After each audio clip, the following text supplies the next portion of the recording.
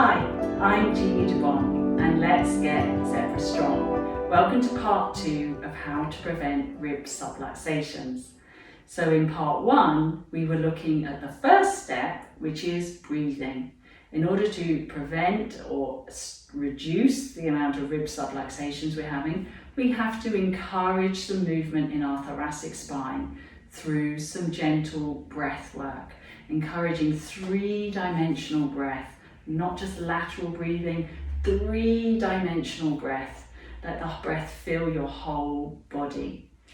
So we've started to do that, we've started to breathe. How do we move on from there? How can I safely start to move without creating more issues?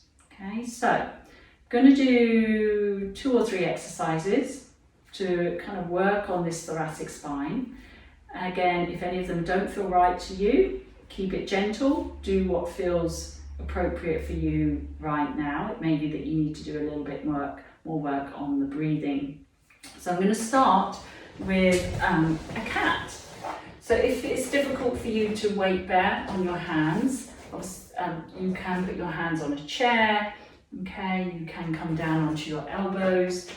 Find a place that works for you. So we're going to think about the ribs and finding buoyancy and movement in the ribs. So we're not thinking of it as a cage. So we're going to think of moving a little bit different, this cat. Normally I would start you at the tail and we would roll through the spine very softly, finishing with a nod of the head. A lot of times people try and push because we like that feeling of stretch. Now if I'm tight and I start pushing and sort of bringing my shoulders forward, that could be a potential spot for a little bit of rib subluxation. So make sure that you're happy that we can do a cat without any pushing and forcing. Yeah, it's a soft cat, it's a baby cat, okay? Now, so today, as I said, this cat's a little different. It's not going to start at your tail. It's going to start here in the mid-back, sort of bra strap area if you're a lady, a woman. Okay, so what I want you to think about is as you inhale, think that someone's come along and they're picking you up by your mid-back, like a rag doll. So as you come, if someone starts to lift your ribs up, the head and the tail are just going to drop. If you were a rag doll, the head and the tail would just drop. It's still a soft cat, I haven't pushed.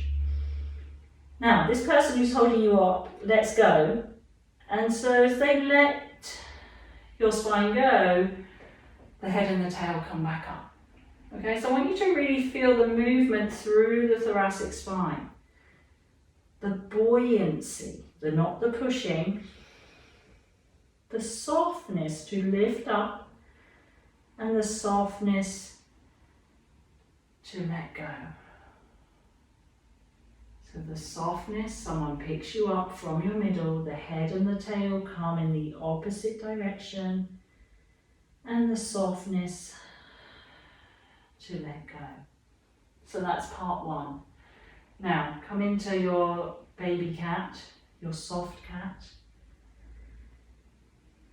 Stay in your cat and very softly, obviously look after your knees, but start to gently move backwards. Again, not going end of range. Think of this as flossing, like you might floss your teeth. And just gently moving forward and back. So I go into my cat and I hinge back. And it might feel tight, so I'm going to make sure everything still feels soft. Can I still breathe?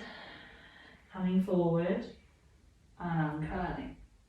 One more time, round. And hinge. Softening. Coming forward. And letting go. And then just come off. Give your wrist a little circle. Give them a little break. Now, if you're sitting comfortably on a chair or on the floor, same thing, we're just going to be very soft about the movement through our thoracic spine. So I'm going to float up, very soft. And I'm just going to gently bend to the side. It's not about how far I can go. It's not about trying to stretch you. I'm just gently moving, and I'm going to come back. So it's kind of like a baby side bend. So you might have done video 1 where we spent some time lying on our side, opening the side of the ribs. And this is the same. So we're opening with our breath, not by trying to do a side bend. So you just want to feel, yeah, there's movement here, there's space. They're very soft. You might want to look down. You might want to hang out and take an extra breath. It's very, very soft. And then back down. Okay, so really, really nice softness. Then you're just going to gently sway from side to side. So again, think of moving through the sides of your waist. Again, it's not a push. Just imagine a wind comes along and gently blows you over to the side. And then it blows you back. Very quiet. But again, what are we doing? We're encouraging some movement through the rib cage. Very gentle. Keep coming back to the breath. Keep coming back to the softness. Very, very soft. Good. And then come back to your center. Turn yourself around. Lie yourself down. Make sure your head feels comfortable.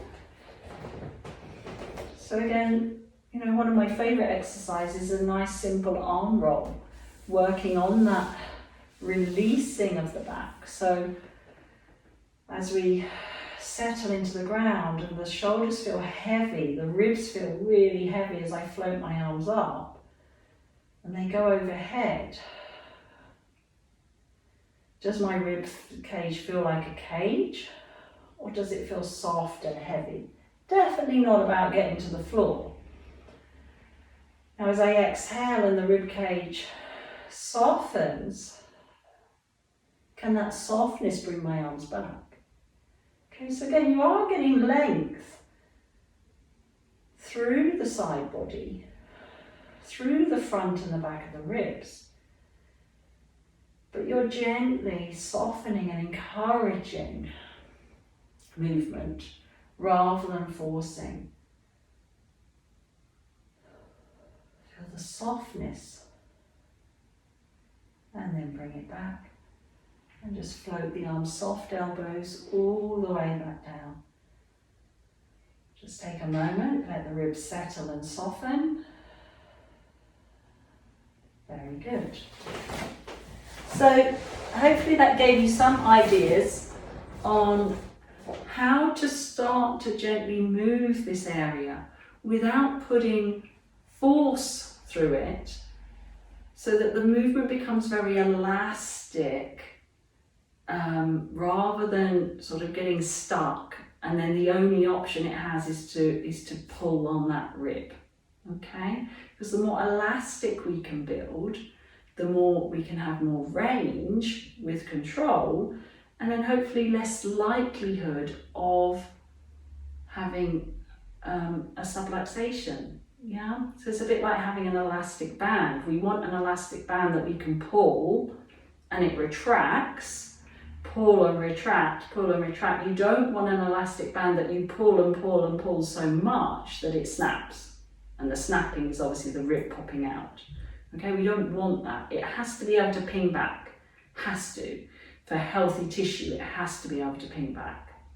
So I hope that gave you some ideas. Have a play. Please let me know your thoughts in the box below if that was useful at all, or if you have any other ideas that have helped your situation. I'd love to hear. So until next time, thank you for listening and stay zebra strong.